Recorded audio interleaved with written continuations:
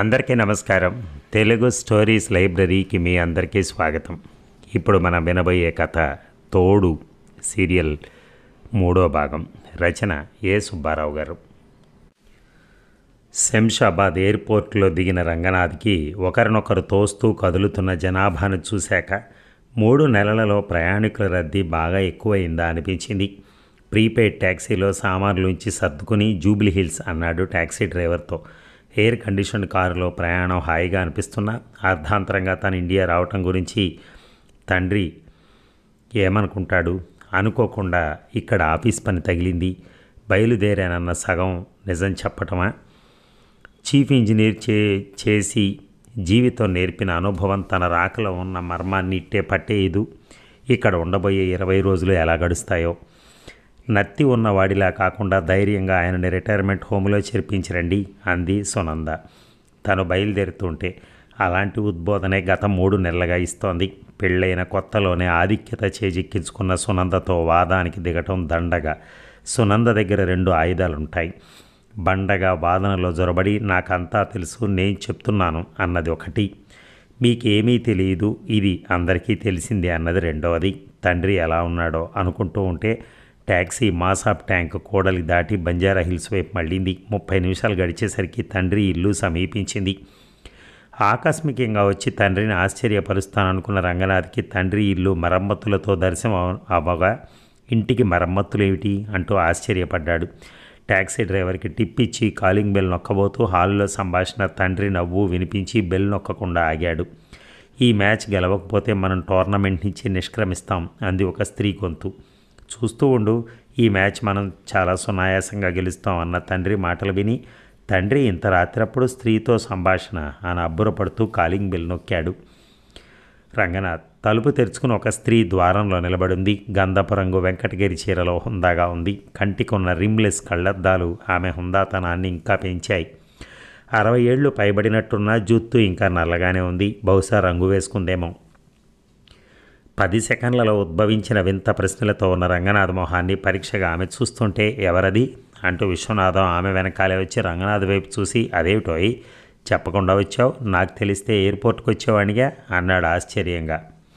నా ప్రయాణం ఆఖరి నిమిషం వరకు ఖరారవ్వలేదు అన్నాడు రంగనాథ్. రా 10 గంటలు అవుతుంది, ఫ్లైట్స్లో ఏమైనా తిన్నావా అంటూ కొడుకును ఆహ్వానిస్తూనే ఫ్రిడ్జ్లో ఏమైనా తినటానికి ఉన్నాయా విశాలాక్షి అడిగాడు విశ్వనాథం. మేడ మీద 2 గదులను ఆమె ఉపయోగిస్తున్నారు. పేరు విశాలాక్షి, ఇతను మా అబ్బాయి రంగనాథ్ అంటూ పరిచయాలు చేశాడు విశ్వనాథం. విశాలాక్షి వైపు చూసి ఆశ్చర్యాన్ని కప్పిపుచ్చుకున్న చిరునవ్వుతో లోపలికి వస్తూ, ఫ్లైట్లో తిండి బాగా పెట్టారు, ఆకలిగా లేదు, 2 బ్రెడ్ స్లైసెస్ తిని పడుకుంటాను, జెట్ లాగ్ వల్ల నిద్ర రాకపోవచ్చు, ముందు స్నానం చేసి వస్తాను అన్నాడు రంగనాథ్. ఈ ఫ్లోర్లో ఉన్న గదుల్లో సామాన్లుంచి స్నానం చేసి వచ్చాక మాట్లాడుకుందాం అన్నాడు రంగనాథ్. స్నానం చేస్తూ, ఎవరీమే తండ్రితో ఒంటరిగా ఇక్కడ ఎందుకుంటోంది, చూడటానికి బాగానే ఉంది, తండ్రితో ఇంత సన్నిహితంగా మాట్లాడుతున్న ఈమె అసలు ఎవరు, ఫ్రిడ్జ్లో ఏమైనా తినటానికి ఉందా విశాలాక్షి అన్న తండ్రి ప్రశ్న తనను ఆశ్చర్యంలో ముంచెత్తింది. తండ్రి 2 గదులు ఆమెకు నిజంగానే అద్దెకిచ్చాడా, ఎంతకిచ్చాడు, వంటి సవాలక్ష ప్రశ్నలు మెదడును వేడెక్కిస్తుంటే షవర్ కట్టి తువ్వాలందుకున్నాడు రంగనాథ్. ఆలోచనల్లో మునిగిపోతూనే నైట్ డ్రెస్ వేసుకుని హాల్లోకి వచ్చేసరికి డైనింగ్ టేబుల్ మీద 4 బ్రెడ్ ముక్కలు, వాటి పక్కనే బటర్ జాము ఉన్నాయి. ఎంత బటర్ రాయాలో తెలియక రాయలేదు అంది విశాలాక్షి. శ్రావ్యమైన విశాలాక్షి కంఠం వినగానే తరచూ వినే సునంద కీచు మాటల శబ్దం ఎంత దారుణమో రంగనాథ్కు తెలియవచ్చింది. డైనింగ్ టేబుల్కి ఒక పక్కన కూర్చున్న రంగనాథ్కి ఎదురుగా విశాలాక్షి, విశ్వనాథం కూర్చునున్నారు. ఎలక్ట్రికల్ బల్బులోంచి వెలువడుతున్న తెల్లని కిరణాలు విశాలాక్షి నుదుటి మీద పడి నున్నగా ఉన్న చెంపల మీద నుంచి జారిపోతూ ఆమె ధరించిన గంధపు రంగు పువ్వుల చీర మీద కరిచి పట్టుకుని ఇహ కదలనని మొరాయించుకున్నాయి. విశాలాక్షికి ఉన్న ఒకే ఒక కూతురు భర్తతో కలిసి అమెరికాలోనే ప్రాక్టీస్ చేస్తోంది. చాలా కాలంగా విశాలాక్షికి 2 మనవాళ్ళు తమ బ్యాంకులో మేనేజర్గా పనిచేసి 4 సంవత్సరాల క్రితం రిటైర్ అయింది. ఆమెకు విజయనగర్ కాలనీలో ఒక ఇల్లుంది అంటూ విశాలాక్షి గురించి క్లుప్తంగా వివరించాడు విశ్వనాథం. ఆమె నీకు ఎలా పరిచయం అయింది, సొంత ఇంటిలో ఉండకుండా ఇక్కడ ఎందుకుంటోంది, ఒంటరిగా ఉన్న మీతో ఇక్కడ ఉండటం ఆమె కూతురికి బంధువులకి ఎలా అనిపిస్తుంది, విడ్డూరం అనిపించదు, ఆమె ఎంత అద్దె ఇస్తోంది, అలాంటి ప్రశ్నలు రంగనాథ్ మెదడులోంచి కుళ్ళు కాలువలోకి ఎగిసి వస్తున్న దుర్గంధపు వాసనల లోపల నుంచి తన్నుకొచ్చి నాలిక చివరన ఆగాయి. దాదాపు 25 ఏళ్లుగా అమెరికాలో నివసిస్తున్న రంగనాథ్కి అక్కడి సంస్కృతి జ్ఞాపకానికి వచ్చి తండ్రిని ప్రశ్నలు వేయకుండా అతి కష్టం మీద గ్రహించుకున్నాడు. నువ్వు సునంద అమెరికా వెళ్ళిన కొద్ది రోజులకే విశాలాక్షి పరిచయం అయింది అన్నది సగం నిజం. ఒకరోజు తాజ్ ట్రై-స్టార్ రెస్టారెంట్లో లంచ్ చేయడానికి వెళ్ళాను. అక్కడికి నా స్నేహితుడు రవి నాతో లంచ్ చేయడానికి వస్తానన్నాడు. ఆ రెస్టారెంట్ బేస్మెంట్లో ఉంది. బేస్మెంట్లో మెట్ల దగ్గర రవి కోసం నిలబడి ఎదురు చూస్తున్నాను. ఆ సమయంలో విశాలాక్షి మెట్లు దిగుతూ చీర కుచ్చిళ్ళు కాళ్లకు అడ్డుపట్టడంతో తొట్టుపడి కిందకు దొరలబోతుంటే నేను అడ్డుపడి ఆమె పడకుండా ఆపాను. థ్యాంక్స్ అంది విశాలాక్షి. డోంట్ మెన్షన్ అన్నాను కాబోలు. తర్వాత నా స్నేహితుడి కోసం అక్కడున్న కుర్చీలో ఒక దాంట్లో విసుగ్గా కూర్చున్నాను. 4 కుర్చీల అవతల విశాలాక్షి వాచి వైపు చూస్తూ కూర్చొని ఉండడం చూశాను. బహుశా అరగంట గడిచిందేమో. నా దగ్గరగా నిలుచున్న విశాలాక్షి, నేను నా మేనకోడల గురించి చెప్తున్నాను. తను రావటం లేదని ఇప్పుడే ఫోన్ చేసింది. ఆమె కోసం చూస్తున్నాను నేను. మీరు నిరీక్షిస్తున్న వ్యక్తి కూడా ఇంకా వచ్చినట్టు లేదు. మీకు అభ్యంతరం లేకపోతే మనం కలిసి భోజనం చేద్దామా అంది. ఇద్దరం కలిసి లంచ్ తిన్నాం. లంచ్ తర్వాత తన కారులో నన్ను ఇంటి దగ్గర వదిలింది. మీరు నన్ను దెబ్బలు తగలకుండా ఆపినందుకు కాదు, కానీ ఒకసారి మా ఇంటికి వచ్చి లంచ్ చేస్తే నేను సంతోషిస్తాను అంది విశాలాక్షి కారులోంచి దిగుతున్న నాతో. విజయనగర్ కాలనీలో ఉన్న ఆమె ఇంటికి భోజనానికి వెళ్ళాను. తర్వాత విశాలాక్షి ఇక్కడికి వచ్చి వంట మనిషి చేసిన చపాతీలు తింది. విశాలాక్షి ఇంటికి దగ్గరగా ఆమె బంధువులు ఎవరూ లేరు. ప్రత్యేకంగా ఆమె గురించి పట్టించుకునేవారు లేరు. ఒక మేనకోడలు జూబ్లీ హిల్స్లో మన ఇంటికి దగ్గరగానే ఉంది. 10 రోజులు గడిచాయి. ఆ 10 రోజుల్లో 3-4 సార్లు లంచ్కో డిన్నర్కో కలిసాం. మేడ మీద గదులు ఖాళీగా ఉన్నాయి. అద్దెకిద్దామా అన్న ఆలోచన వచ్చినా ఆ ప్రయత్నం విరమించుకున్నాను. చీకటి పడాక మీరు కారు డ్రైవ్ చేసుకుంటూ ఇంటికి వెళ్ళే కంటే మీరు ఆ గదులను వాడుకోవచ్చు అన్నాను విశాలాక్షితో అన్నాడు విశ్వనాథం. రంగనాథ్ తండ్రి వైపు పరీక్షగా నిశ్చితంగా చూశాడు. విశాలాక్షితో ఆయన పరిచయం, ఆమె ఇక్కడ ఉండటం గురించి చెప్తున్న తండ్రి మొహంలో బిడియము సంకోచమేం లేవు. గిల్టీ భావం అసలే కనపడలేదు. తప్పు చేస్తే నిజాన్ని కప్పిపుచ్చుకుని దాన్ని మరుగుపరుస్తూ ఏ బెదురు లేకుండా నటించే శక్తి తండ్రికి లేదు. విశాలాక్షి ఈ ఇంటిలో ఉండటం గురించి ఎక్కువ ఆలోచన అవసరమా అనుకున్నాక కూడా రంగనాథ్ విశాలాక్షి గురించి ఆలోచనల్ని పారద్రోలేకపోయాడు. మరో 2 బ్రెడ్ స్లైసెస్ టోస్ట్ చేసేదా అని అడిగింది విశాలాక్షి. స్లైసెస్ అంటూ మృదుమధురంగా ఉచ్చరించిన పదం రంగనాథ్ని ఆలోచనలోంచి మేలుకొల్పింది. ఆలోచనలో పడి ప్లేట్లో ఉంచిన 4 బ్రెడ్ ముక్కలు తినేసాడని గ్రహించి రవ్వంతా సిగ్గుపడుతూ వద్దు, ఆలోచనలో పడి చూడలేదు అన్నాడు. కొత్త ప్రదేశాలు, కొత్త మనుషులు, కొత్త సన్నివేశాలు మనకు కావాల్సిన దానికన్నా ఎక్కువగా ఆలోచింపజేస్తాయి. అప్పుడప్పుడు అవి అలజడిని రేకెత్తిస్తాయంటూ మెల్లగా నవ్వింది విశాలాక్షి. శబ్దం లేకుండా నవ్విన నవ్వది. గంపెడు విరజాజుల్ని ఒక్కసారిగా కుప్పగా పోస్తే మెత్తని శబ్దం సువాసనని విస్తరించినట్టు విశాలాక్షి నోట వెంబడి ఆ 2 వాక్యాలు బయటపడి కంటిలోంచి తొంగి చూసిన మందహాసం చెక్కిళ్ల మీదకు వ్యాపించింది. ఆమె నా ఆలోచనలను పసిగట్టిందే అనుకుని, నాన్న ఈ జెట్లాగ్ వలన ఎప్పుడు లేస్తానో తెలియదు. ఉదయమే లేచి కాఫీ చేసుకోవడానికి వీలుందా? రేపు ఉదయం 10 గంటలకు ఆఫీస్కి వెళ్ళాలి అన్నాడు రంగనాథ్. మార్నింగ్ వాక్కి మేము తొందరగానే లేస్తాం అన్నాడు విశ్వనాథం. 2000 ప్యాకెట్లు 2 పాల ప్యాకెట్లు రెఫ్రిజిరేటర్లో ఉంటాయి అంది విశాలాక్షి. గుడ్ నైట్ అంటూ తన గది వైపు నడిచాడు. పరుపు మీదకి చేరిన రంగనాథ్ని తికమక పెట్టే ఆలోచనలు వృధా చేస్తూ నిద్ర రానివ్వటం లేదు. మేము తొందరగా లేస్తామన్న తండ్రి వాక్యంలో అర్థం ఏమిటి? ఇద్దరు ఒకే సమయానికి లేస్తారనా? ఇద్దరు కలిసి లేస్తారనా? విశాలాక్షి చాలా సమర్థురాల్లా ఉంది. హైదరాబాదులో ఉన్న ఇల్లు అమ్మి ఆ వచ్చిన డబ్బును డాలర్లలోకి మారిస్తే మనం పిల్లలకి ఇల్లు కొనుక్కోవడానికి డబ్బు ఇవ్వగలం అంటూ హెచ్చరిస్తూ సాగనంపింది సునంద. ఇక్కడ కనిపిస్తున్న పరిణామాల గురించి చెప్తే ఆమె బహుశా జుత్తు బీకేసుకుంటుందేమో. 2 సంవత్సరాల తర్వాత అమెరికాలో చేరిన ఉద్యోగంలో జీతం అంతకు ముందర జీతంతో లెక్క కడితే కేవలం 60% ట్యాక్సులు పోగా తనకేమీ మిగలదు. పిల్లల చదువులకి ఇంటి మీద అప్పు తీసుకోవడంతో తన పేరు మీద ఉన్న ఇల్లు విలువ 0. అమెరికా వెళ్ళి దాదాపు 24 ఏళ్ళయింది. తనది పెన్షన్ ఉద్యోగం కాదు. రిటైర్మెంట్ కంటూ తను కొంత డబ్బు జమ చేస్తే బ్యాంకు దానికి కొంత జమ చేస్తుంది. ఆ మొత్తం పైకం తన పేరునే ఉన్న ఆ డబ్బు 60 ఏళ్ళు రాకముందు వాడితే పెనాల్టీ వేస్తారు. తను రిటైర్ అయ్యే సమయం ఇంకా 20 ఏళ్ల పైనే ఉంది. అయినప్పటికీ చాలామంది అమెరికన్లలాగా దాని గురించి తలుచుకుంటేనే భయం వేస్తోంది. ఇప్పుడు పిల్లలు తనంటే ఆప్యాయత కనపరుస్తున్నారు. కానీ తను వృద్ధాప్యంలోకి అడుగు పెట్టాక వాళ్ళ ప్రవర్తన ఎలా ఉంటుందో. డబ్బు అమెరికాలో సౌఖ్యంగా ఉండడానికి డబ్బు దండిగా కావాలనుకుంటూ ఉంటే మేడ మీద నుంచి తండ్రి దగ్గు వినిపించింది. రంగనాథ్ ఆలోచనలు పుట్టుక్కొని తెగాయి. కళ్ళు కళ్ళు అంటూ తండ్రి దగ్గు విని మేడ మీదకి వెళ్ళి చూద్దాం అనిపించిన తండ్రి పడగదిలో ఒంటరిగా ఉన్నాడా అన్న అనుమానం రంగనాథని పెనుబోతమై కట్టిపడేసింది. తండ్రికి విశాలాక్షి నీళ్లు అందించిందా, లేక తండ్రి తనంతన తాను నీళ్లు తెచ్చుకుని తాగాడా? ఏది ఏమైనా తండ్రి దగ్గు మళ్ళీ వినిపించలేదు. ఏమిటో తనిక్కడికి రాకుండా ఉండాల్సింది. అమెరికా తిరిగి వెళ్ళిన 3 నెలలకే తనను ఉక్కిరిబిక్కిరి చేసే పరిస్థితులు ఎదురవుతాయని తను ఊహించలేదు. 68 ఏళ్ల తండ్రి గురించి ఆలోచనలు ఆరంభమై తన రిటైర్మెంట్ రోజుల దగ్గరికి తీసుకెళ్ళాయి. అంతా గందరగోళంగా ఉంది. తను ఇక్కడికి 20 రోజులు ఆఫీస్ పని మీద వచ్చాడు. తను అమెరికా తిరిగి వెళ్లేలోగా ఏదైనా పురోగమనం ఉంటుందా? తండ్రి ఆలోచనలు ఏమిటో గత 2 సంవత్సరాలతో తండ్రితో పరిచయం పెరిగిన డబ్బు విషయంలో తప్ప తండ్రితో తనేమీ ఎప్పుడూ చర్చించలేదు.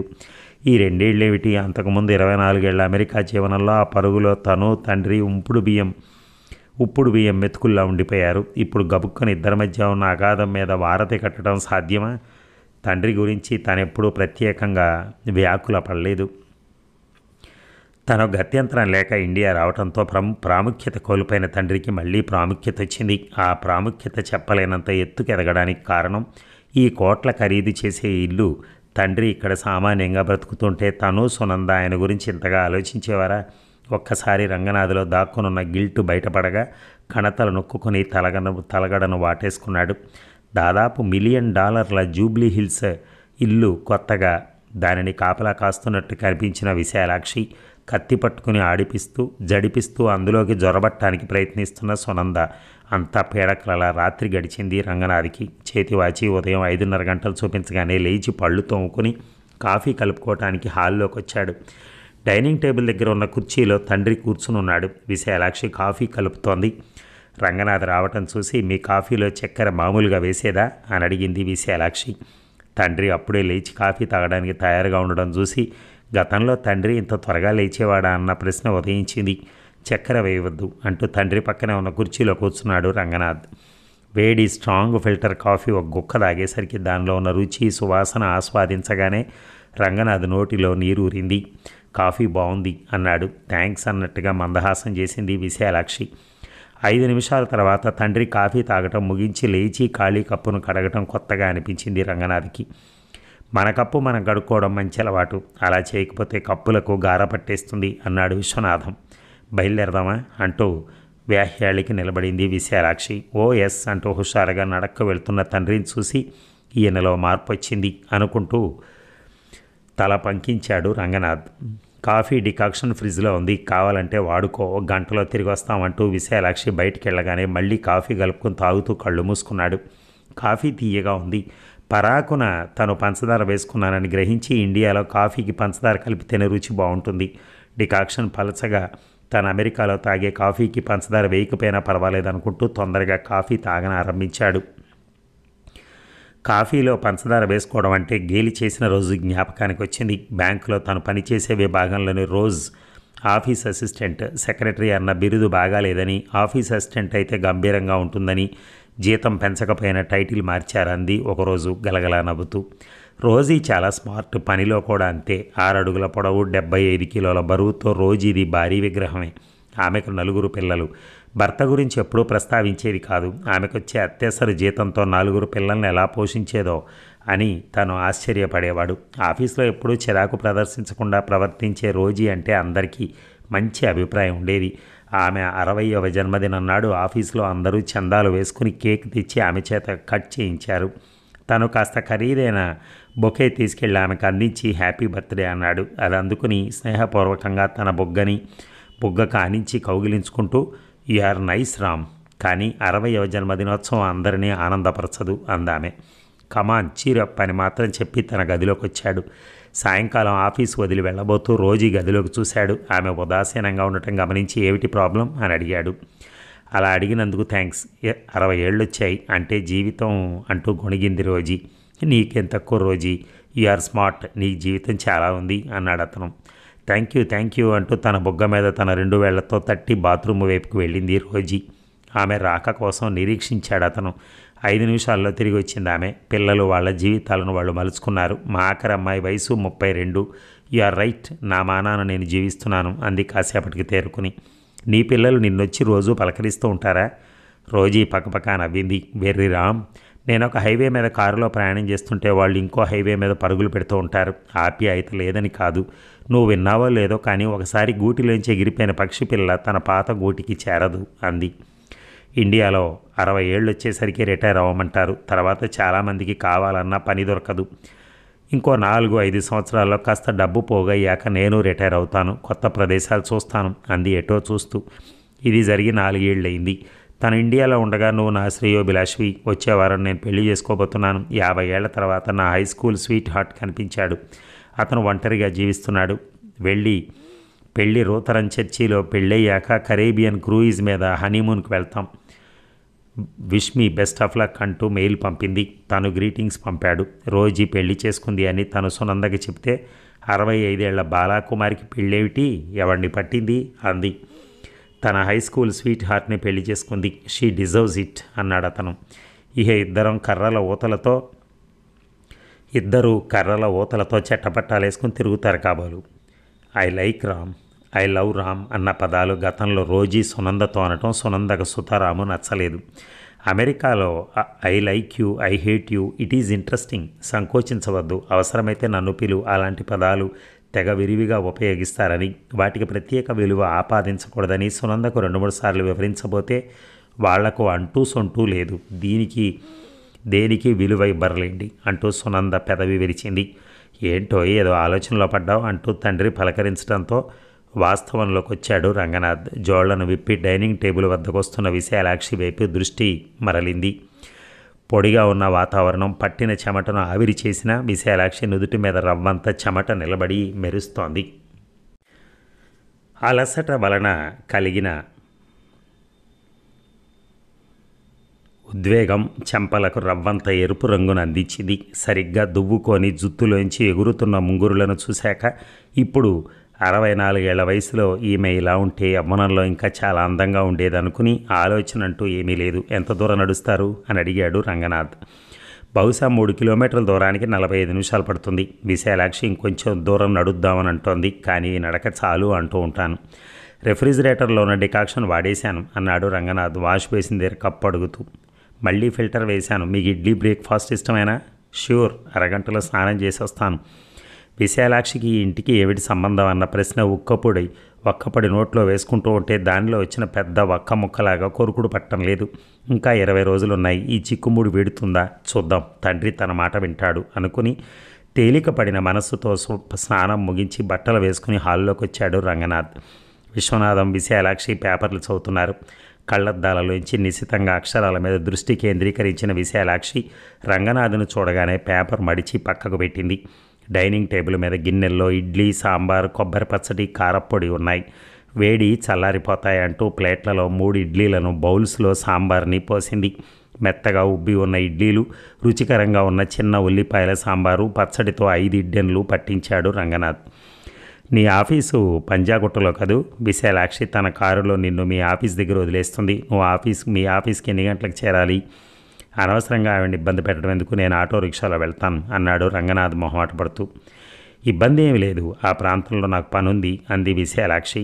ట్రాఫిక్ జామ్లో కారు చిక్కడిపోయినా ఎంతో ప్రశాంతంగా కారు నడిపిన విశాలాక్షి ఆమె ప్రవర్తన ఆఫీసులో చర్చల్లో పాల్గొంటున్న రంగనాథ్ మనసులో ఒక మూల మెదులుతూనే ఉంది. విశాలాక్షి వయసు 64, నెలకు దాదాపు 35,000 రూపాయల పెన్షన్. విజయనగర్ కాలనీలో సొంత ఇల్లుంది. బాదరాబందీలు ఏమి లేవు. మరి తండ్రి నుంచి విశాలాక్షి ఏం ఆశిస్తోంది? 5 కోట్ల ఖరీదు చేసే ఇల్లా? తండ్రి ఆమెను ఆహ్వానించడంలో ఉద్దేశం ఏమిటి? ఈ ప్రశ్నలన్నిటికీ రాబోయే 20 రోజుల్లో సమాధానాలు దొరుకుతాయా అనుకుంటూ ఆఫీసు చర్చ వైపు దృష్టి కేంద్రీకరించాడు రంగనాథ్. ఇక రంగనాథ్ ఇండియా వెళ్ళి వారం రోజులైంది. ఇండియా చేరాక అక్కడ నెలకొన్న పరిస్థితుల గురించి ఫోన్ చేస్తానన్నాడు. కానీ ఇంకా ఫోన్ రాలేదు. ఏమైందో అని సునంద అనుకుంటూ ఉంటే ఫోన్ మోగింది. మమ్మీ, నేను వినోద్ను ఫోన్ చేస్తున్నాను. మన ఇంటికి దగ్గరగా ఉన్న కంపెనీలో నాకు నా ఫ్రెండ్కి ప్రాజెక్ట్ వర్క్ చేసే అవకాశం వచ్చింది. ఈ ప్రాజెక్ట్ వరకు 17-18 రోజులు ఉంటుంది. డిగ్రీ అందుకోవడానికి ముందర ఇవే ఆఖరి సెలవులు. నేను నా ఫ్రెండు మేడ మీద గదులు వాడుకుంటాం. దీనికి నీ అభ్యంతరం ఉండదన్న నమ్మకంతో నేను తనకు వాగ్దానం చేశాను. రేపు మధ్యాహ్నం శాన్ ఫ్రాన్సిస్కో ఎయిర్పోర్ట్లో దిగి ఇంటికి వస్తాం. నా ప్రాజెక్ట్ వర్క్ పూర్తయ్యేలాగా డాడీ ఇండియా నుంచి తిరిగి వచ్చేస్తారనుకుంటాను అంటూ హడావిడిగా సంభాషణ ముగించిన వినోద్ మీదకి సునంద ఆలోచన వెళ్ళింది. 24 ఏళ్ల వినోద్ అకౌంటెన్సీ విభాగంలో డిగ్రీ పుచ్చుకోబోతున్నాడు. ఇప్పుడు అమెరికాలో అకౌంట్స్ గిరాకీ ఉందో లేదో, ఇండియాలో అయితే చార్టెడ్ అకౌంటెంట్ పరీక్ష పాస్ అయితే 2 చేతులతో పడేది డబ్బు కాదు, బంగారం. మరి ఇక్కడ అలాంటి అవకాశం ఉందా? దేవుని దయ వలన సభ్యంగా చదువు పూర్తయి మంచి ఉద్యోగం వస్తే వాడి పెళ్లి వెంకన్న సాన్నిధ్యంలో చేయిస్తానని తను మొక్కుకుని ముడుపు కట్టింది. ఎంచక్కా వినోద్ మంచి గ్రేడ్స్తో డిగ్రీ తెచ్చుకోబోతున్నాడు. మరొక 3 నెలలు అంతే, వాడు ఉద్యోగపు వేటలో పడతాడు. సాధారణంగా ఈ పాటికి క్యాంపస్ ఇంటర్వ్యూ లాంటివి ఏవో జరిగితే వాడికి ఉద్యోగం వచ్చేదే. కానీ ఈ ఆర్థిక మాంద్యం పుణ్యమానే అవేమీ జరగలేదు. వినోద్ ఫోన్ చేసినప్పుడు ఎయిర్పోర్ట్ నుంచి పికప్ చేయమని అడగలేదు. అంటే వాడి స్నేహితుని సహాయంతో ఇంటికొస్తాడు కాబోలు. వినోద్ తనని ఎయిర్పోర్ట్కి రమ్మనమని అడిగి ఉంటే తను గాబరా పడేది. దారంతా తెగ రద్దీగా ఉంటుంది. సాయంకాలం వేళ మరీను. కారు పార్కింగ్కి $10, వెళ్ళి రావడానికి $20 పెట్రోల్ ఖర్చు, అంటే వెరసి $30 ఖర్చు. కారు నడపడం వలన కలిగే టెన్షన్. రేపు వినోద్ వచ్చేలోగా ఇల్లంతా శుభ్రం చేసి ఇండియన్ స్టోర్స్కి వెళ్ళి కూరగాయలు తెచ్చి వివిధ రకాలైన కూరలు చేసి రిఫ్రిజిరేటర్లో పడేస్తే ఎప్పుడు కావాలంటే అప్పుడు మైక్రోవేవ్లో వేడి చేసుకోవచ్చు అనుకుని సోఫాలో బరువుగా కొదేసిన శరీరాన్ని లేపింది సునంద. 1 గంట తర్వాత ఇండియన్ అంగడి నుంచి తెచ్చిన కూరల్ని సర్దుతూ, వినోద్తో వచ్చే వ్యక్తి ఇండియనా, తెలుగు మాట్లాడే మనిషా, ఉత్తరాదివాడా, అతని వివరాలు తెలియకుండా ఇప్పుడు ఏ వంట మొదలెట్టను అనుకుంటూ సందిగ్ధంలో పడింది సునంద. ఇంటి ముందర కారాగిన శబ్దం విని సునంద తలుపు తెరిచి ఎదురుగా నిలబడ్డ వినోద్ను చూసి రా వినోద్ అని ఆహ్వానిస్తూ వినోద్ వెనకాతలు నిలబడ్డ వ్యక్తి వైపు దృష్టి మళ్లించింది. కమాన్ మరియా, ఈవిడ మా మమ్మీ, ఈమె మరియా అంటూ తనతో వచ్చిన వ్యక్తిని పరిచయం చేశాడు వినోద్. ఒక్కసారి ఉలిక్కిపడి తేరుకుని కృత్రిమమైన తెచ్చిపెట్టుకున్న నవ్వుతో ప్లీజ్ కమిన్ అంటూ స్వాగతం పలికింది సునంద. మమ్మీ, సూట్ కేసులు మేడ మీద గదిలో పెట్టొస్తామంటూ వినోద్ మరియా మేడ మెట్టెక్కుతుంటే వాళ్ళని ఆశ్చర్యంతో గమనించింది. ఎవరి మరియా? వినోద్కి ఆమెకి ఎలాంటి పరిచయం? ఒంటరి ఆడపిల్లతో ఇంటికొచ్చే ధైర్యం వినోద్కి వచ్చేసిందా?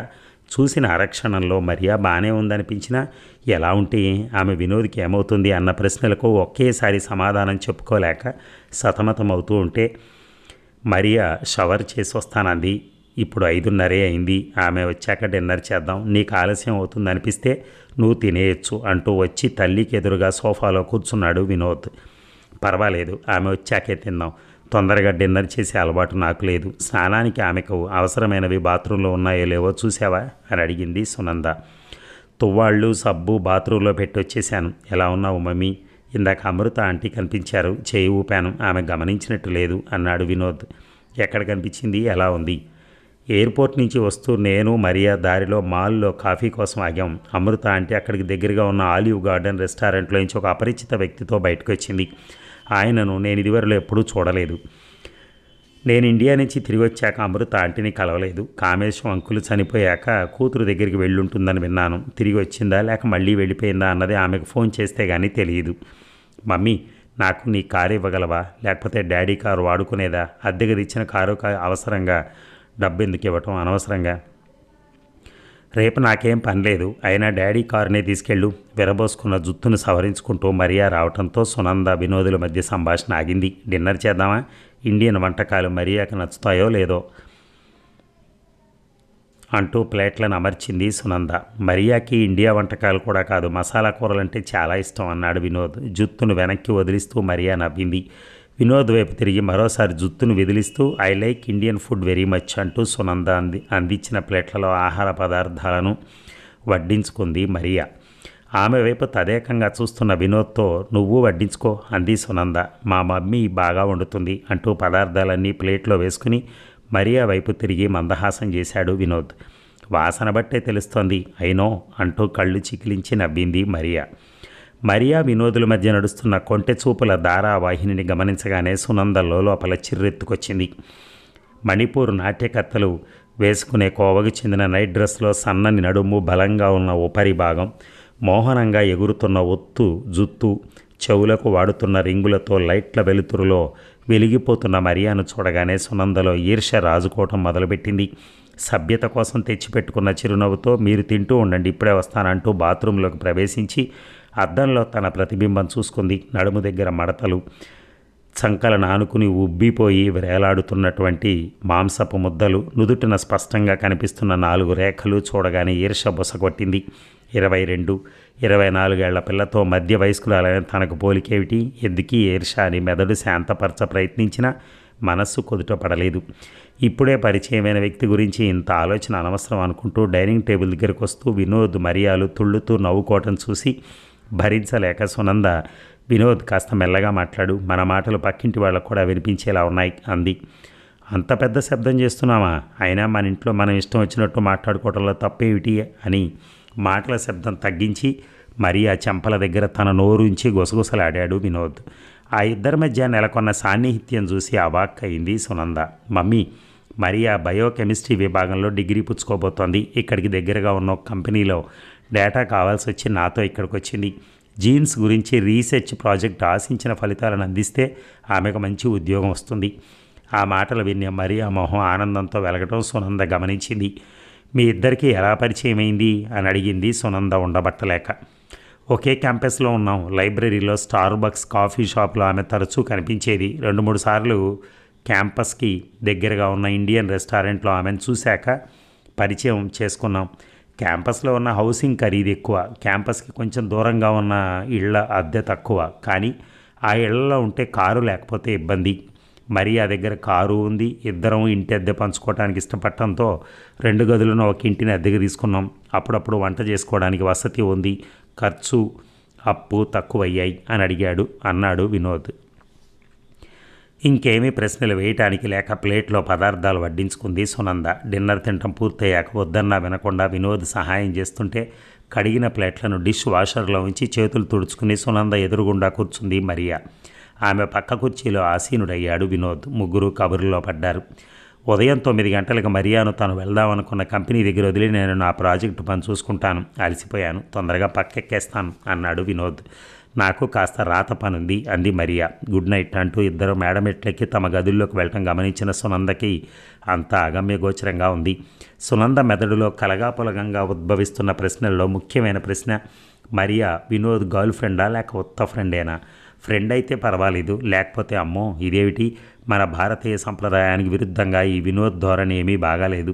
స్త్రీగా ఇంకొక స్త్రీ ప్రవర్తనని ఒక్క మోస్తరుగా అంచనా కట్టగలదు. మరియా వినోదులో ఒకరి వైపు ఇంకొకరు చూస్తున్న చూపులు అయిన దానికి కాని దానికి మరియా జుత్తును వెనక్కి తోసుకుంటూ మొహాన్ని వినోద్ వైపు తిప్పటం, వినోద్ ఆమె చెవిలో గుసగుసలు చూస్తూ ఉంటే ఇది స్నేహాన్ని అధిగమించింది. వినోద్ను వారించాలి, కానీ ఏమని వారించటం? మరియాతో స్నేహం మరీ పెంచవద్దని చెప్పటమా? ఒకే ఇంటిలో ఉంటున్న వాళ్ళిద్దరి మధ్య ఏర్పడిన బంధం వివరాలు తెలియకుండా వినోద్ను హెచ్చరిస్తే అది తప్పైతే వినోద్ ఎలా స్పందిస్తాడో తనిప్పుడు కల్పించుకోలేదు అనుకుంది సునంద. అది సరే, కానీ మరియా వినోద్ గర్ల్ ఫ్రెండ్ అయితే తనేమీ కల్పించుకోకపోతే ఇండియా నుంచి రంగనాథ్ తిరిగొచ్చి తనను నిలదీస్తే, ఓరే నాయనో ఏమిటి విషమ పరీక్ష? మరియా వినోదులు ఇక్కడ 20 రోజులు ఉంటామన్నారు. ఫోన్ చేసి రంగనాథ్కి ఈ సంగతి చెప్పాలి, కానీ ఏమని చెప్పటం? వినోద్ ఎవరితోనో వెంటబెట్టుకొచ్చాడనా? 23 ఏళ్లుగా ఇక్కడ ఉండడానికి అలవాటు పడిన తను అంత పచ్చిగా ఎలా చెప్పగలదు? మనిషి తాగుడు ప్రభావంలో ఉన్నప్పుడో లేక అతిగా కోపం ప్రజ్వరిల్లినప్పుడో అంతర్లీనంగా దాగుని ఉన్న ఊహలు బయటపడతాయంటారు. తను ఇప్పుడు తాగిన మైకల్లో లేదు. అది కోప ప్రభావం అయితే ఎవరి మీద కోపం? వినోద్ మరియాలు మంచి జంటగా కనిపిస్తున్నారు. మరియా తెలుపు రంగు పిల్ల, అందుచేత పర్వాలేదనుకుని తాత్కాలికంగా మనస్సును శాంతింపజేసుకుని నిద్ర మాత్ర వేసుకుని దుప్పట్లో దూరింది సునంద. అరగంట గడిచాక మెట్లపై పైభాగంలో ఒక తలుపు తెరుచుకుని తిరిగి మూసుకున్న శబ్దం వినిపించగానే ఉలిక్కిపడి లేచి కాసేపు ఇంకేమైనా శబ్దాలు వినిపిస్తాయేమోనని చెవులను రిక్కించింది. మరో అరగంట గడిచాక తాను లేనిపోని దాని గురించి అనవసరంగా ఏవేవో ఊహిస్తోందనుకుంటూ గట్టిగా కళ్ళు మూసుకుంది సునంద. ఇక ఉదయం 9-10 గంటలకి ఇంట్లోంచి బయటపడిన వినోద్ మరియాలు తిరిగి డిన్నర్ సమయానికి రావడం ఒక రొటీన్ అయింది. వారం రోజులు గడిచాయి. మమ్మీ, ఈవేళ అమృత ఆంటీ మళ్ళీ కనిపించారు అన్నాడు వినోద్ ప్లేట్లో చపాతీలను వేసుకుంటూ. ఎక్కడా? కారులో వెళ్తూ ఉంటే పీట్స్ కాఫీ అండ్ బేకరీ హౌస్ కనిపిస్తే ఇక్కడ కాఫీ కేక్ చాలా బాగుంటుంది అంది మరియా. అక్కడ ఆగాం. మేము వెళ్ళిన సమయంలో కాఫీ హౌస్లో రద్దీ లేదు. ఒక మూల కూర్చొని నేను కాఫీ తాగుతుంటే మరియా కాఫీ కేక్ తింటోంది. అమృత ఆంటీ ఒక అమెరికన్తో లోపలికి వచ్చింది. నన్ను గమనించలేదు. అమెరికన్ ఒక ట్రేలో తినుబండారాలు కాఫీలతో ఆమె కూర్చున్న టేబుల్ దగ్గరికి చేరి అమృత ఆంటీకి కాఫీ అందించాడు. మేము అక్కడ అరగంట సేపు ఉన్నా నన్ను వాళ్ళు గమనించలేదు. వాళ్ళిద్దరు ఏదో చర్చించుకుంటున్నట్టు అనిపించింది.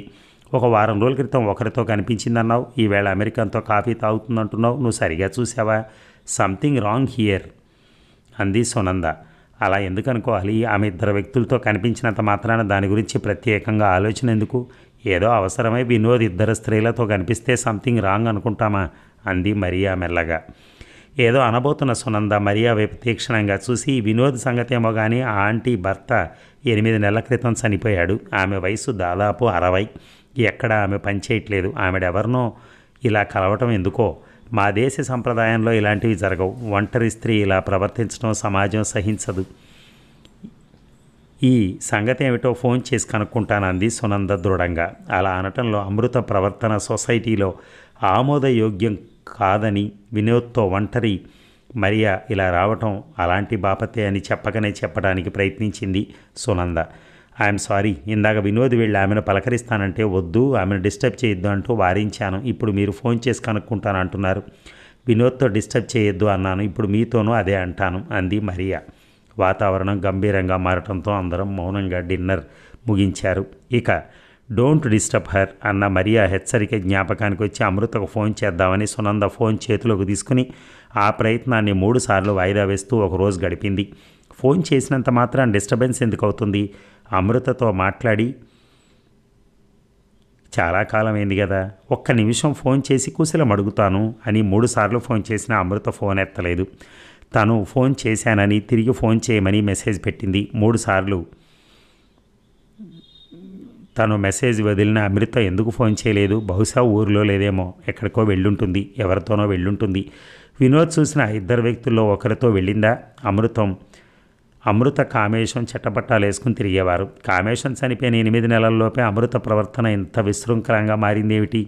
అమృతతో మాట్లాడి వివరాలు కనుక్కుంటే కానీ తన వెర్రి ఆలోచనలు ఆగవు. చూద్దాం మరోసారి అని ఫోన్ చేసి అమృత ఆన్సరింగ్ మిషన్ మీద 4వ మెసేజ్ వదిలి విసుగ్గా ఫోన్ను కింద ఉంచింది సునంద. డోంట్ డిస్టర్బ్ హర్ అంటూ మరియా సలహా ఇచ్చింది. అందరూ ఉచిత సలహాలు ఇచ్చేవాళ్లే. తన ఆహ్వానం లేకుండా వినోద్తో కలిసి ఇలా వచ్చి చాలా రోజులు ఇక్కడ ఉండడం డిస్టర్బెన్స్ కాదా? ఇంతకీ మరియా తనకి సలహా ఇవ్వటం ఏమిటి? ప్రతిరోజు ఉదయం బ్రేక్ఫాస్ట్ చేసి రంగులాగా తయారైపోయి వినోద్తో వెళ్తోంది. ఒక పెన్నీ ఖర్చు కాకుండా వినోద్ మరియాను ఆమె పనిచేసే దగ్గర వదిలి వెళ్తాడు. రోజంతా ఏమవుతుందో ఏవో కానీ సాయంత్రానికి ఇంటికొచ్చి తను చేసిన వంటకాలను నొట్టలేసుకొని తింటుంది. ఇద్దరు తమ గదుల్లోకి వెళ్తున్నట్టు కనపడుతుంది. గాఢంగా నిద్రపోయే తనకి ఇంకేమీ తెలియదు. 10 రోజులైంది దినచర్య చూస్తూ. తను ఇంకో 10 రోజులు తాను నిగ్రహించుకోగలదా? హై స్కూల్ పూర్తయ్యే వరకు ఒద్దిగ్గా నడుచుకున్న వినోద్ ఏమిటి ఇలా తయారయ్యాడు? ఆడపిల్లను వెంటబెట్టుకుని వచ్చేయటమే. లాటిన్ అమెరికా సంస్కృతి అలవాటైన మరియాకు ఏమీ పట్టింపులు లేవేమో కానీ ఏమీ తెలియని అమాయకుల్లా పెరిగాడు వినోద్. పదే జుత్తులు విరబోసి కళ్ళనటు ఇటు కదిలించి చేతులు ఊపుతూ దగ్గరగా మసలి వినోద్ను మరియా విహ్వలుణ్ణి చేసింది. ఓరి నాయనో, ఆ సాలెగూడు నుంచి వినోద్ని ఎలా బయటికి తీయటం?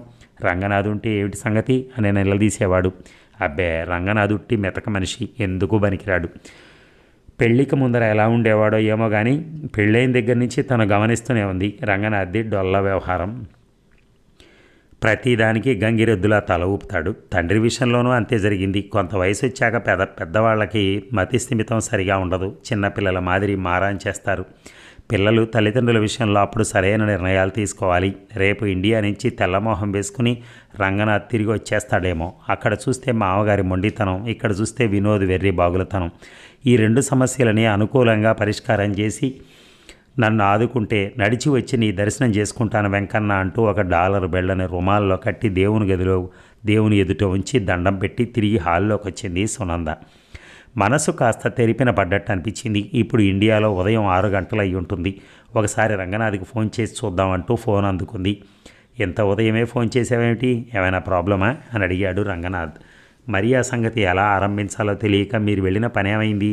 ఇల్లు అమ్మకం విషయమే మా కజిన్తో ఏమైనా మాటలు జరిగాయా? పూర్తి డబ్బు ముడితే కానీ కాగితాలు అతనికి అందివ్వకండి. అందరూ చేస్తున్నట్టే ట్యాక్స్ తగ్గించడానికి ప్రయత్నించండి. మీరు ఎప్పుడు తిరిగి వస్తున్నారు అంటూ సునంద ప్రశ్నల వర్షం. ఇక్కడ పరిస్థితిలో కొలిక్కి రాలేదు, అయినా ప్రయత్నిస్తాను. నేను తిరిగి రావడానికి ఇంకా 10 రోజులు వ్యవధుంది. టెలిఫోన్ కనెక్షన్ బాగాలేదు. తీరుబడి చూసుకొని నేనే ఫోన్ చేస్తానన్నాడు రంగనాథ్. మన ఒత్తిడి పెట్టకపోతే ఏ సమస్య పరిష్కారం అవ్వదు. తగుదునమ్మా అంటూ చిన్న అవకాశం రాగానే పరిగెత్తారు. నేను మీతో రావాల్సింది. ఎనీవే, కార్యం సానుకూలంగా పూర్తి చేసుకుని రండి అంటూ ఫోన్ కింద ఉంచింది సునంద. పరిస్థితులు కొలిక్కి రాలేదు అంటే ఏమై ఉంటుంది? ముసలాయన ఖరీదైన ఫ్లాట్లోకి అయితేనే మారతానని అంటాడా, లేక సరి అయిన బేరం కుదరక ఇల్లు అమ్మనన్నాడా? ఏదైనా అఘాయిత్యం జరిగి ముసలాడు హరి అంటే ఇల్లు అమ్మటం కష్టం అవుతుంది, ఆలస్యం అవుతుంది, రూపాయి ధర పడిపోతుంది, కనెక్షన్ బాగాలేదు అన్నాడు. లేకపోతే వినోద్ మరియా సంగతి చర్చించేదే అనుకుంటుంటే మరియా వినోదులు ఇంట్లోకి ప్రవేశించారు. గతుక్కుమంది సునంద. అదృష్టవశాత్తు వినోద్ మరియాల గురించి రంగనాథ్కి చెప్పడం మొదలుపెట్టలేదు. మొదలుపెట్టుంటే సగం సంభాషణలో వినోద్ మరియాలు వచ్చేవారు. తను అబాసుపాలయ్యేది. అనుకుంటూ హౌ ఈజ్ యువర్ డే అని అడిగింది వినోద్ని. ఫైన్ అన్నాడు వినోద్. నాకు భలే ఆకలిగా ఉంది అంటూ మరియా చేతులు కడుక్కోవడానికి వెళ్ళింది. ఇక రాత్రి 10 గంటలైంది. యథాప్రకారం మరియా వినోద్లు మేడ మీదకి తమ గదుల్లోకి వెళ్ళి అరగంట అయింది. సునంద హాల్లో కూర్చుని టెలివిజన్లో చూస్తున్న సీరియల్ చూస్తుంటే టెలిఫోన్ మోగింది. హలో అంది సునంద ఫోన్ ఎత్తి. నేను అమృతను మాట్లాడుతున్నాను. 4 సార్లు మీ ఆన్సరింగ్ మిషన్ మీద మెసేజ్ వదిలాను, మీ దగ్గర నుంచి ఫోన్ రాలేదు, ఎలా ఉన్నారు అంటూ బిగ్గరగా తెచ్చిపెట్టుకున్న నవ్వు నవ్వింది సునంద. నేను ఆన్సరింగ్ మిషన్ చూడనే లేదు. మీరు ఇండియా వెళ్ళారని నాకు తెలుసు. నాకింకెవరూ ఫోన్ చేసేవాళ్ళు లేరు, సారీ, అందుకే దాని గురించి పట్టించుకోలేదు. మీ ఇంటికి దగ్గరగా ఉన్న టార్గెట్ స్టోర్కి రావాల్సిన పనుంది, మీరు రేపు ఇంట్లోనే ఉంటారా అంటూ ఎప్పట్లాగే కృత్రిమమైన నవ్వు నవ్వింది సునంద. రేపు ఉదయం వీలవ్వదు, పనుంది, మధ్యాహ్నం 3 గంటల తర్వాత రాగలరా? అయితే ఎల్లుండి వస్తానే. మీరు టార్గెట్ స్టోర్ పని పూర్తి చేసుకురండి, లేదా ఉదయం 11 గంటలకు ఇక్కడికి వస్తే లంచ్ తిన్నాక అప్పుడు టార్గెట్ స్టోర్కి వెళ్దాం. నేను ఎప్పుడు వస్తానో రేపు రాత్రి ఫోన్ చేసి చెప్తాను అంది సునంద. రేపు మీకున్న పని ఏమిటి అని సునంద అడగనందుకు ఆనందపడింది అమృత. సునంద వేసే ప్రశ్నలకు అంతుండదు. గొలుసు కొట్టులాగా ఒకదాని తర్వాత ఇంకో ప్రశ్న వేస్తూనే ఉంటుంది. అబద్ధాలు చెప్పడానికి ఇష్టపడని తను రేపు వెంకట్ని కలవబోతున్నానని ఎలా చెప్పగలదు? అసలు ఎవరీ వెంకట్ అని అడుగుతుంది సునంద.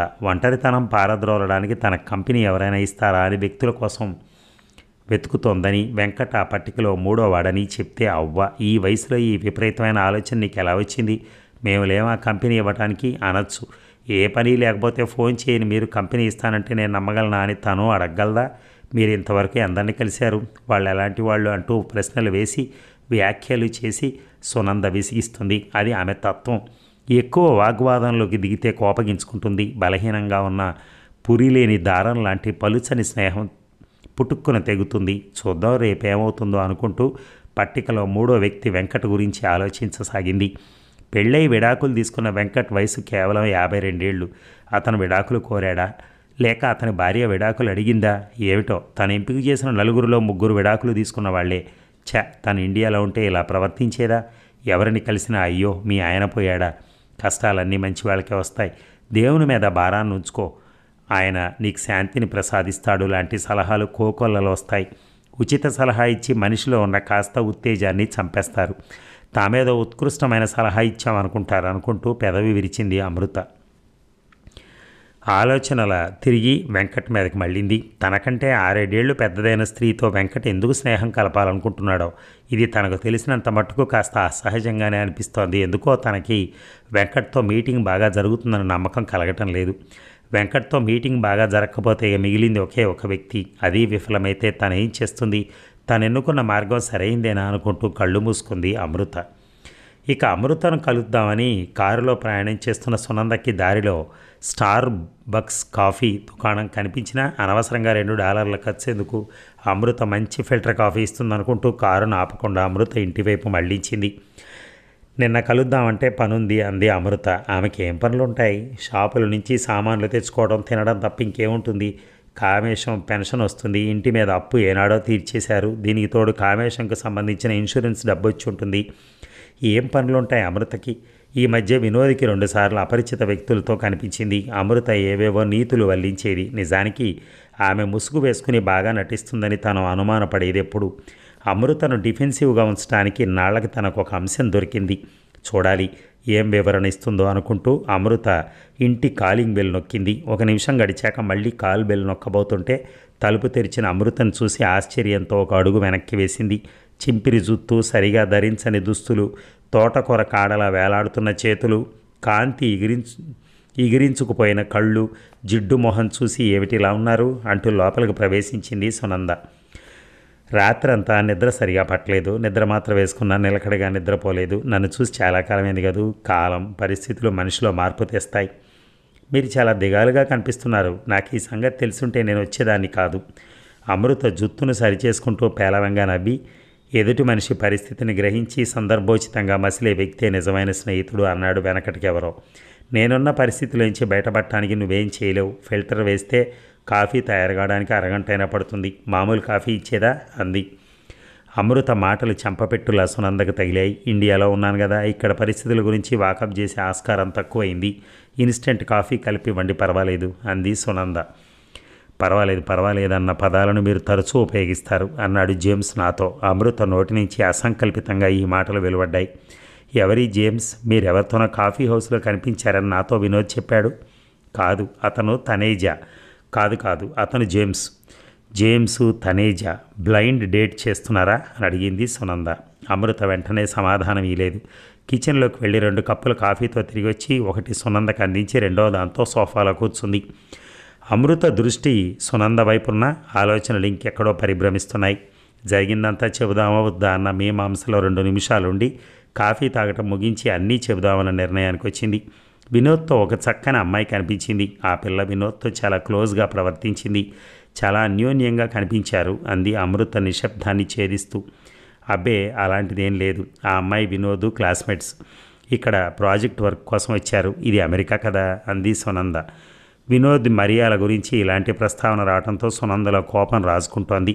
ఇప్పుడు దాదాపు 11 గంటలు అవుతోంది. లంచ్ ఇంట్లో చేద్దామా, బయటికి వెళ్దామా? ఇక్కడే తిందాం, లైట్గా చేసుకుందాం. జేమ్స్ తనేజాల గురించి వివరాలు చెప్పండి అంది సునంద.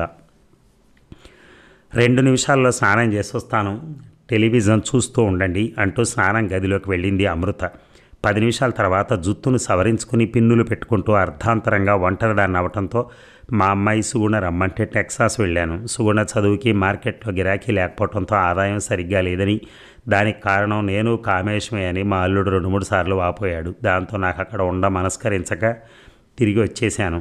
అక్కడ కూతురు, అల్లుడు, మనవరాలు ఇంట్లో మసలుతుంటే ఏదో విధంగా రోజు గడిచేది. మానసికంగా అక్కడ నేను ఒంటరితనం అనుభవించిన మన వాళ్ళ దగ్గర ఉన్నాను అని సరిపెట్టుకున్నాను. అయితే ఆ ఇంట్లో నేను ఒక ప్రేక్షకురాలనే. 2 నెలలు గడిచేసరికి ఆ దినచర్య నాకు నచ్చక కాలిఫోర్నియా తిరిగి రావాల్సి వచ్చింది. ఒక వారం రోజులు ఆ పని ఈ పని కల్పించుకున్నా అవి ముగియగానే ఒంటరితనం దెయ్యంలాగా ప్రతిక్షణం నన్ను వేధిస్తూ ఉంటే ఏం చేయాలో తోచలేదు. రోజులో చాలా భాగం స్నేహితులు వచ్చి గడపలేరు. అయినా నాకు ఇక్కడ స్నేహితులు ఎవరున్నారు? ఇది ఒక రోజు, ఒక నెల వ్యవహారం కాదుగా. ఇంటర్నెట్లో స్నేహం చేయటానికి సుముఖంగా ఉన్నానని ప్రకటించగానే చాలా స్పందన వచ్చింది. వారిలో 4 కలుద్దాం అనిపించింది. వాళ్ళలో జేమ్స్, తనేజాలు ఉన్నారు. మొదట తనేజాను కలిశాను. తనేజా వ్యవహారం నాకు నచ్చలేదు. ఆర్థికంగా చాలా పతన స్థితిలో ఉన్నాడు. వద్దనుకున్నాను. రెండో వ్యక్తి జేమ్స్. అతడిలో నాకు నచ్చిన గుణాలు ఉన్నాయి, కానీ అతనిలో నచ్చనివి ఏమిటో అతని తొందరపాటు అంటూ తన అనుమానాలను వ్యక్తపరిచింది అమృత. సునంద ఏమీ మాట్లాడలా. నేను కలిసిన 3వ వ్యక్తి వెంకట్. అతను నన్ను కలిసిన దగ్గర నుంచి మీకు పెన్షన్ ఎంత వస్తుంది, మీ ఇంటి మీద బ్యాంక్ అప్పు ఇంకెంత ఉంది, మీ వయసు ఎంత, మీ ఇతర ఆర్థిక వ్యవహారాలు ఏమిటి అంటూ ముఖ్యంగా నా డబ్బు గురించి ప్రశ్నలు వేస్తూనే ఉన్నాడు. విజయవాడ దగ్గర ఏదో గుంట, ఆ ఊరు నుంచి అమెరికా వచ్చాడు. అక్కడే పెళ్లి జరిగింది. ఆమె అమెరికా వచ్చాక విడాకులు తీసుకున్నారు. బొత్తిగా జనరల్ నాలెడ్జ్ లేదు. ఒట్టి డబ్బు మనిషి అని గ్రహించడానికి 10 నిమిషాలు మాత్రమే పట్టింది. నేను జాగ్రత్త పడ్డాను. ఆ లిస్టులో ఇంకో వ్యక్తి మాత్రమే మిగిలి ఉన్నాడు. అతనిని త్వరలోనే కలుస్తాను. వయసు మళ్ళిన వాళ్ళు ఇంట్లో సహాయం కోసం ఎవరినైనా నియమించుకుంటే శారీరక హాని చేసి డబ్బు పట్టుకుపోతారని విన్నాం. ఇక్కడ స్నేహం నటించి నమ్మకం సంపాదించాక మీ అకౌంట్లో ఉన్న డబ్బు మాయం చేసి పారిపోయిన ఉదంతాలు పేపర్లో చదివాను అంటూ ఆగింది అమృత. స్నేహం కోసం వెతుకుతున్నాను అన్నారు. స్త్రీలెవరూ స్పందించలేదా? ఎలాంటి స్నేహం కోసం చూస్తున్నారు? పెళ్లివైపు దారి తీసే స్నేహమా లేక అడిగింది సునంద. Stop it. నేను అంత దూరం ఆలోచించలేదు. ఒంటరితనం దూరం చేయాలంతే. నీకు అనవసరంగా ఈ వివరాలు చెప్పాను. నా ఈ వెతుకులాటకు తృప్తికరమైన ముగింపు దొరుకుతుందా అన్నది కాలమే చెప్తుంది. మధ్యాహ్నం లంచ్ ముగించి 2 గంటలకు సునంద లేచి నిలబడి నేను వెళ్తాను. 4వ వ్యక్తితో సంభాషణ ఎలా గడిచిందో నాకు ఫోన్ చేయండి. అన్వేషణ మాట ఎలా ఉన్నా ఎదుటి వ్యక్తిలో లోపాలు వెతకటం మొదలు పెడితే ఎవ్వరూ ఆ శల్య పరీక్షకు నిలబడలేరు. అసలు ఇంతకీ మానసికంగా ఒక అపరిచిత వ్యక్తిని జీవితంలోకి ఆహ్వానించడానికి మీరు తయారుగా ఉన్నారా అంది సునంద. అమృత ఏమీ సమాధానం ఇవ్వలేదు. అమృతను వదిలి టార్గెట్ స్టోర్కి ప్రయాణం చేస్తున్న సునందలో ఉత్సాహం పుంజుకుంది అమృత. ఓహోహో, ఎంత ముక్తసరిగా మాట్లాడుతూ తనేదో గొప్పదాన్నట్టుగా ప్రవర్తించేది.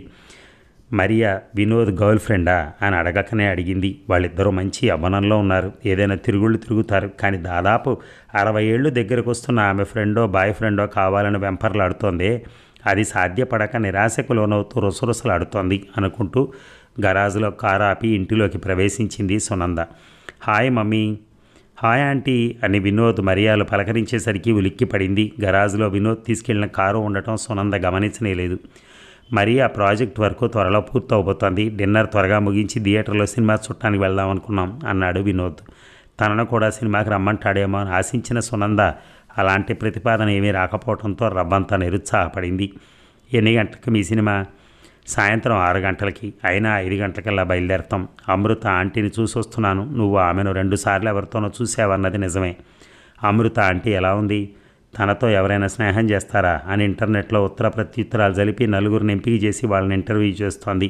ఇండియన్ల పరువు పోయేలా ప్రవర్తిస్తోంది. నువ్వు చూసిన వాళ్ళు ఆమె డేట్స్ అంది సునంద వ్యంగ్యంగా. దాంట్లో తప్పే ఉంది. ఆమె వయసు 60కి తక్కువే అని మీరు చెప్పినట్టు జ్ఞాపకం. ఒక్కరితే నిరాసక్తంగా జీవితం గడిపే కంటే ఒక తోడు కావాలనుకుంది. కొంతమందిని డేట్ చేశాక అభిరుచులు కలిసే వ్యక్తి కోసం వెతుకుతోంది. మా అమ్మ విడాకులు తీసుకున్నాక కొంతమందిని డేట్ చేశాకే ఒకరిని ఎన్నుకుంది. వాళ్ళిద్దరు ఇప్పుడు చాలా హ్యాపీగా ఉన్నారు అంది మరియా. వినోద్ మరియాను సరాసరి ఇంటికి తీసుకురావటం, గత 15 రోజులుగా మరియా కయ్యానికి కాలు దవ్వడానికి తయారవటం చూసిన వినోద్ని కట్టడి చేయలేక పెళ్ళుబికే కోపాన్ని అదిమి పెట్టుకుంది. అమృత వ్యవహారంలో ఆమె ప్రవర్తనను సమర్థించేసరికి సునంద లోపల దాచుకున్న కోపం పగ్గాలు తెంచుకుంది. అమెరికన్ కల్చర్ మాటేమో కానీ ఇండియన్ కల్చర్లో ఇవి ఆమోదయోగ్యం కావు. కొన్ని రివాజులు ఉన్నాయి. ఎక్కడో తప్ప జీవితంలో ఒకేసారి పెళ్లి చేసుకుంటారు స్త్రీలు. విశృంఖలంగా తిరగరు అంది సునంద రోషంతో.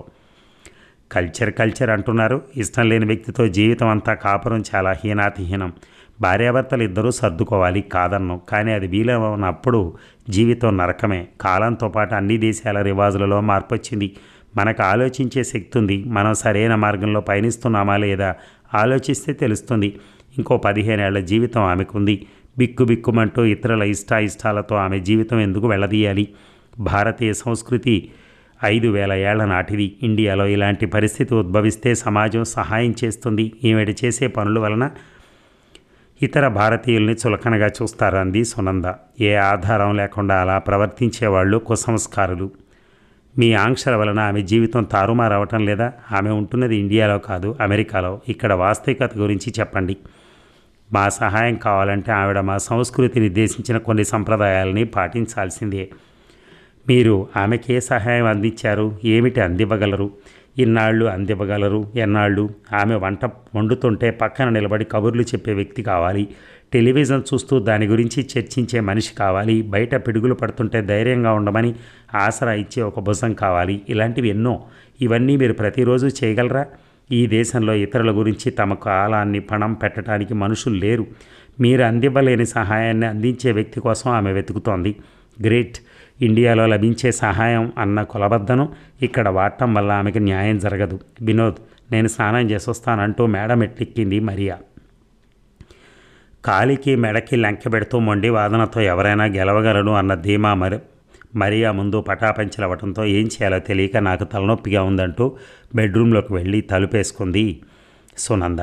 రాబోయే 4 రోజులు ఎలా గడుస్తాయో అన్న భయం ముప్పిరిగొనగా మరియా తొందరగా వస్తే బయటికి వెళ్ళిపోవచ్చని ఆమె రాక కోసం ఎదురు చూడసాగాడు వినోద్.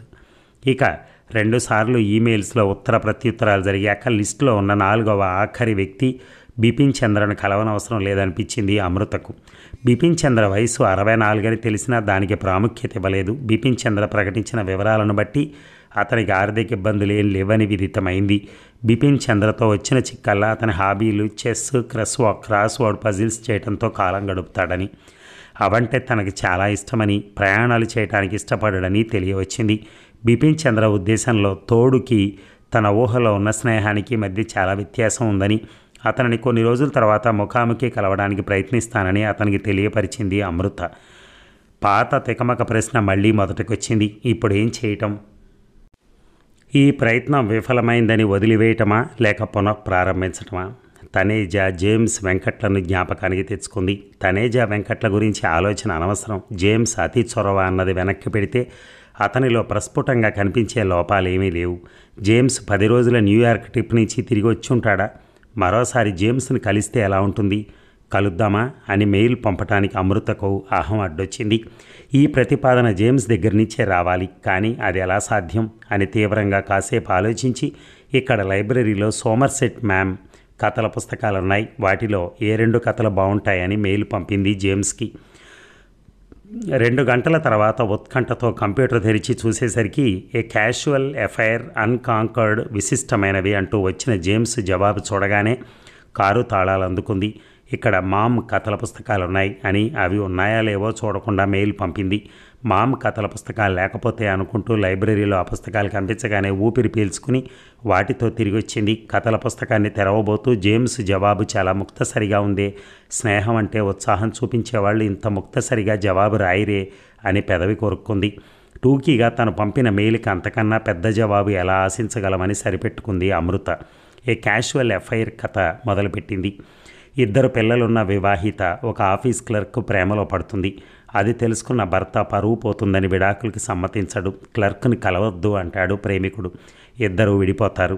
దూర ప్రాంతాల్లో ఉద్యోగం చేస్తూ కొన్నాళ్ల తర్వాత వచ్చి ఆమెను చూస్తాడు. ఆ వ్యవధిలో ఆమె పరపతి, సంఘంలో ఆమె భర్త హోదా పెరుగుతాయి. ఇతనిని పట్టించుకోదు. ఖిన్నుడై అతని ఉత్సాహం గాలి తీసిన బెలూన్లా చప్పబడి మాదక ద్రవ్యాలకు బానిసై మరణిస్తాడు. జేమ్స్ ఇదేదో చాలామంది కథ అన్నాడు. ఏమిటి దీనిలో ప్రత్యేకత?